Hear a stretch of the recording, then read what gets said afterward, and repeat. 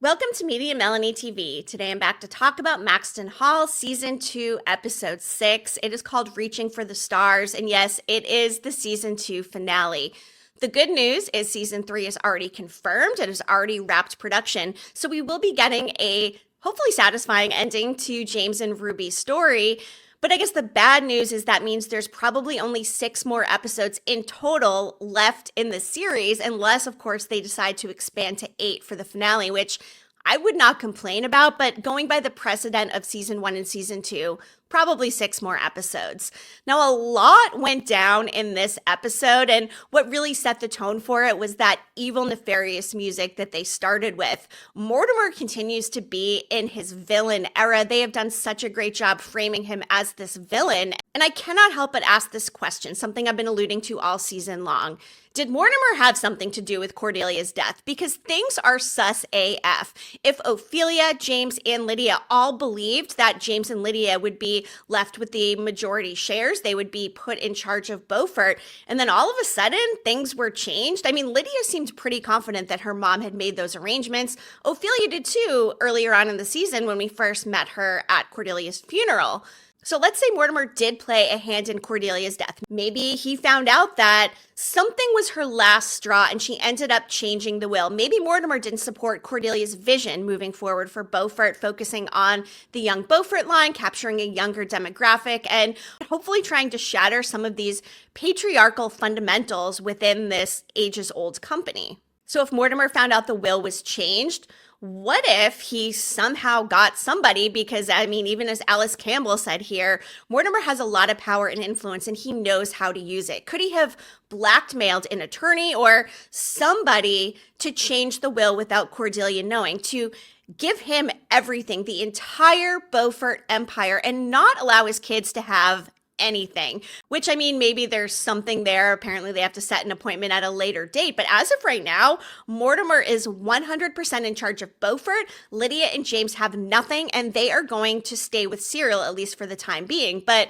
that is not the only thing that happened in this episode. Ruby is basically losing everything. We know she lost the Alice Campbell grant and opportunity, but now she's also losing out on the opportunity to finish school at Maxton Hall. She can't take the scholarship exam. Basically, Oxford is done for her. James tried his best to talk to Alice, but as she said, what is she going to do? Choose the fate of one girl over hundreds of kids that she could actually help and go against Mortimer, someone who's been very supportive of her and all of her initiatives?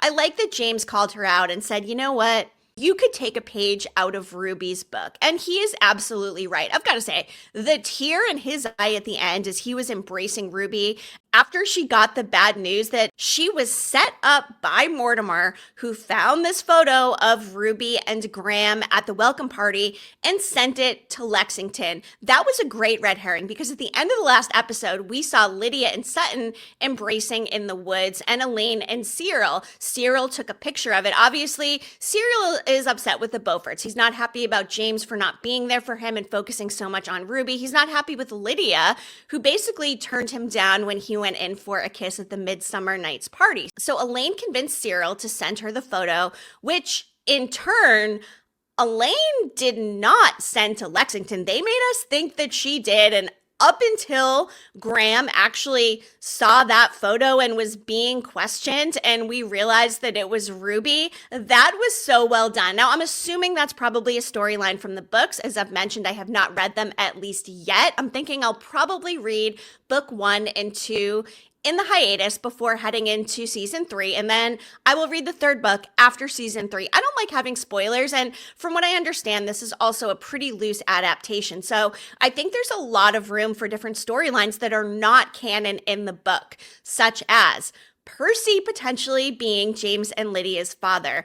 That was not a throwaway scene where we saw Percy at Cordelia's grave with some sort of key that he was wearing. What is this key? Is it the key to the kingdom? Is it some symbol of a love that they once shared? I am convinced that the story Cordelia told James this season about a sort of forbidden love or something that couldn't be just based on who she was and who they were, I'm pretty sure it's Percy. Now, whether or not he is the twins' father, of course, is up for debate. That is not something in the books, but I think it's something that could very much come out in season 3. What if that key goes to something that is Cordelia's actual will? What if she confided in Percy and said, if anything happens to me, please take this key. This is where the real will is going to be, assuming that she thought Mortimer was going to mess with her legacy and mess with this estate, which of course he did. All right, before I get more into this review of the season 2 finale, please go ahead, like this video and hit that subscribe button, because let me tell you, any other news we get about Maxton Hall, I'm going to be here to cover. In fact, I will be putting out a video on what we know about season 3 so far. I'm also continuing to cover It, Welcome to Derry on HBO for all of the Stephen King and horror fans out there. Next month coming up, I'll be talking about Fallout. Looking ahead to January, we've got The Pit, Tell Me Lies, which is another great show. It's on Hulu. If you like the teen and young adult drama genre, then you are going to want to check out Tell Me Lies. You've got time to binge season 1 and 2 ahead of season 3 in January, and you're welcome. But it's also the holiday season, and I'm going to drop some links down in the description. You can actually shop some of my products right here on YouTube, or you can scan the QR code up in the corner to visit my shop directly. I just dropped a fun new design in there. I've got shirts, hoodies, hats, mugs, even some Christmas stuff in there. I've also got an Amazon 2025 gift idea list, so check out those links down below. It's an easy way to help support one of your favorite TV content creators as I continue this journey to do this whole YouTube thing full time, which has been a big goal of mine. So thank you for everybody who's watched along with me. Also, happy holidays to everybody. And also one more thing, please do follow me over on Instagram at MediaMelanie so you don't miss my weekend watch lives that I'm doing on Fridays. Just a casual get together talking about shows I'm recommending, what I'm watching, what's coming up, TV news, and that sort of things. But for now, let's get back into Maxton Hall. We've got a lot to talk about here. Now, there were quite a few different storylines here, one of them, of course, being the lacrosse game. This was something that was basically a must-win for Cyril. They had the talent scouts there, but he was so focused on those scouts. Unfortunately, that caused them basically to lose the game, with as much as he's looking over at them and not focusing on what's at hand. After James skipped the Beaufort meeting in order to be there for Cyril. And I was pretty sad at one point when James reached his hand out to Cyril and he didn't want to take it. But by the end, it was really nice seeing the friend group back together. There were some really happy moments in there. First of all, Kieran dancing in the stands at the lacrosse game. I thought that was so cute. Another adorable moment for me was at the end when they were gathered at Cyril's house and James and Alistair basically talking about like who has the worst family. And I like that Alistair realizes his family is utterly terrible. We saw Harold Ellington entered the chat here as one of the biggest investors in Beaufort. And because James didn't show up to that meeting and said, you know what, you can't even control your own son, Mortimer. How are you to control this company? And basically said he's not giving one more penny to Beaufort. So Mortimer had this brilliant plan. He's going to get everything in the will. But how was he to know that everything was going to fall apart? And because of James, because you know what? Growth. James has been in character growth mode, and I am loving this era for James. Everything he's doing, pushing back against his family, having the nerve to go and talk to Alice Campbell, joining that game so he could be there for Cyril, who basically blames Ruby for all of their problems right now. And same with Mortimer. Everything is because of, oh, Ruby Bell is ruining everything. And because James and Ruby were still embracing by the end, Ruby was being held in his arms as James had that tear come down his face and Ruby's crying. I'm thinking that they will be staying together moving into season 3. They fought so hard to get here. So to see anything actually come in between them and tear them apart now would be devastating, because not only is Ruby ruined at Maxton Hall and Oxford and this whole Graham Sutton situation, but Mortimer also put in an offer on that bakery. Ruby's mom got fired from her job. There is no more option left to buy back. And the look on Ruby's face when she realized an offer came in and that obviously it was Mortimer, the devastation for the poor Bell family. But I've got to say, and I'm going to suspend disbelief a little bit, because as they're all sitting around baking, they start singing "Don't Worry, Be Happy." And while that is very cute, I mean, the Bells really do come off as the perfect family. And I'm sorry, but if I was just dealt a hand like that, I don't think I'd be sitting around singing Don't Worry, Be Happy. We get it. They are a perfect family. They love each other. They stick by each other. They don't need the money. They'll figure things out, et cetera, et cetera. But I guess I just wanted maybe a little bit more authenticity and anger coming from them because they should be angry. Mortimer has basically ruined their livelihood. Now, I'm hoping by the end of season 3, James and Lydia hopefully will regain power and shares back in Beaufort and be able to buy back the bakery or sell back the bakery to the Bell family so they can finally get it back. That is something that I'm hoping is definitely an endgame situation here for the show. But in the meantime, how are they even going to survive? Like, Ruby is not going to be able to go to Oxford. She's now not going to be able to even go back to work at the bakery now. What is next?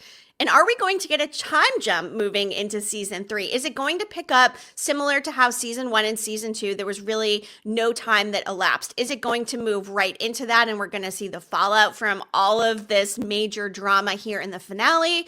Or will it have a time jump and we will see sort of what is going on at however far they decide to jump? I don't know if there's actually a time jump in the book, so I can't speak to that. Don't spoil anything for me down in the comments. But at this point, it is fair game if you want to share anything with me that has happened in book 1 and book 2, the similarities, the differences, etc. There were some solid needle drops during this episode as well. There was a song Let You Down at the end as Cyril finally took James's hand and got up off that field after that devastating loss for Maxton Hall. Of course, the Don't Worry, Be Happy that I've already referenced with the Bell family singing. There was one called Silver Lining when Lydia and Cyril were hugging. And by the way, I'm still mad at Cyril for being complicit with Elaine in taking that picture because obviously that's something that can still come out and hopefully prove that Ruby and Graham were not in fact having that affair. Now, is Cyril going to come out and admit that and show the picture to Lexington or somebody? I hope so. Hopefully that is a plot point for season 3 and Cyril can get a little bit of redemption for himself.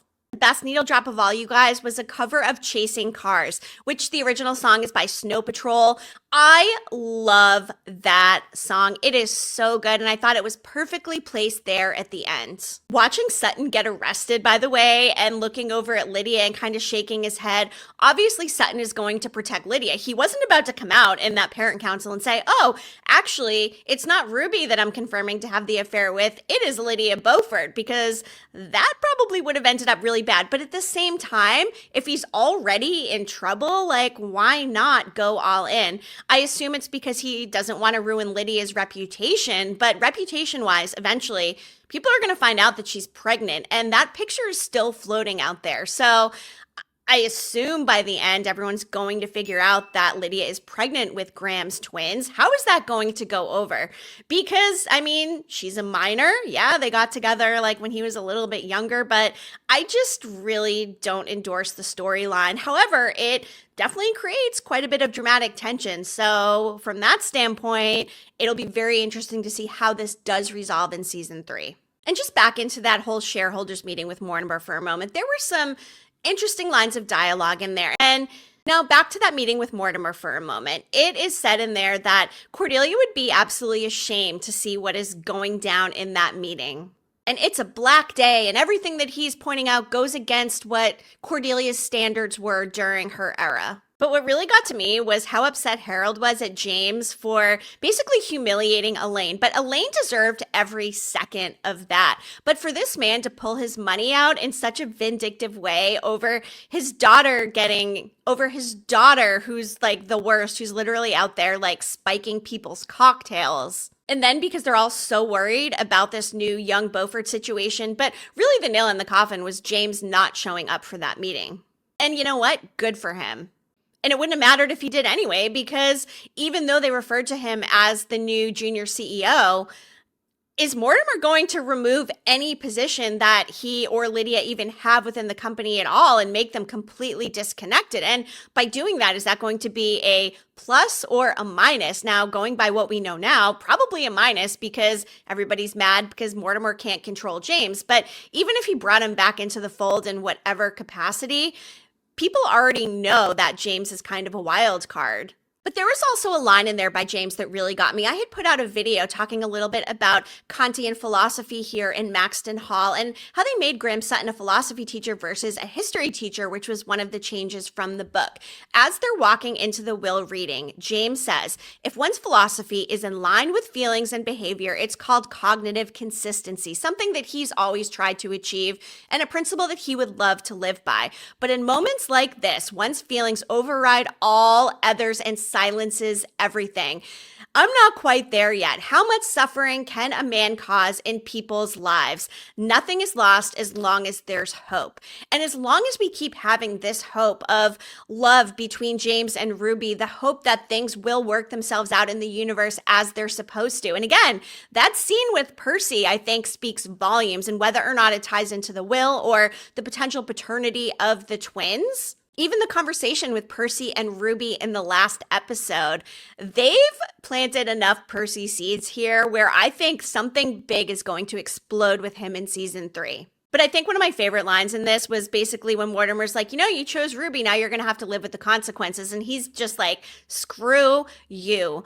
Good for James for continuing to stand up to Mortimer. His arc throughout this entire series so far has just been phenomenal to watch. Not only that, but the chemistry that Damian and Harriet actually have in real life together in a lot of the press pictures and events. I love to see that translating so well onto the screen. Every touch they have, every time they're together.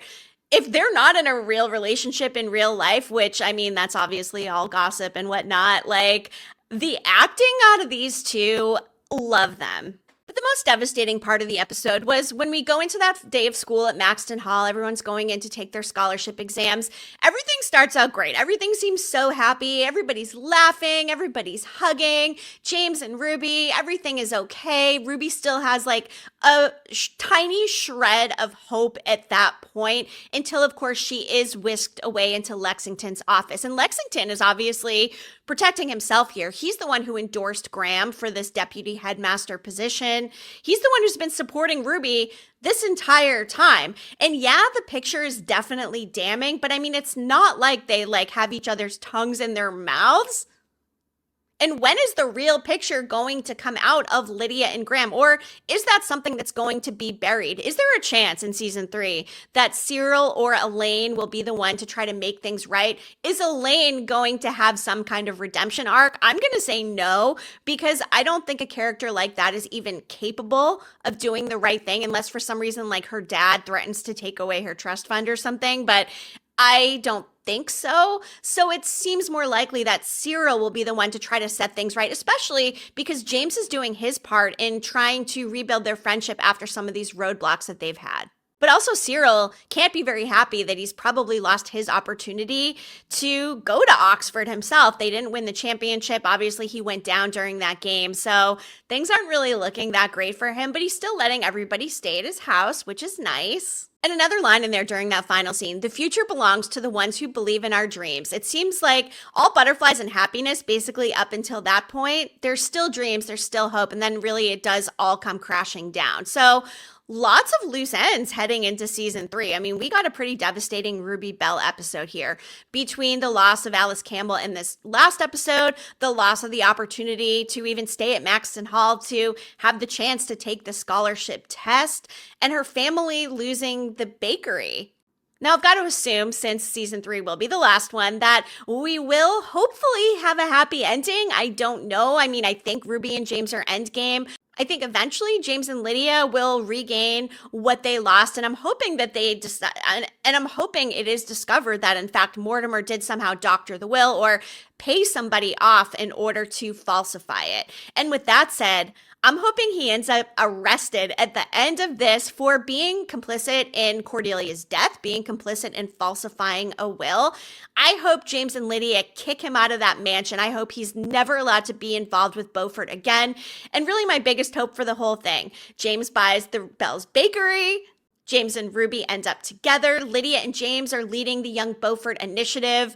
Maybe Graham and Lydia will find a way back together somehow. I don't know how that works. I mean, maybe when she turns 18, but the allegations against him are obviously not going to look good. But it doesn't change the fact that he's still the father of her baby.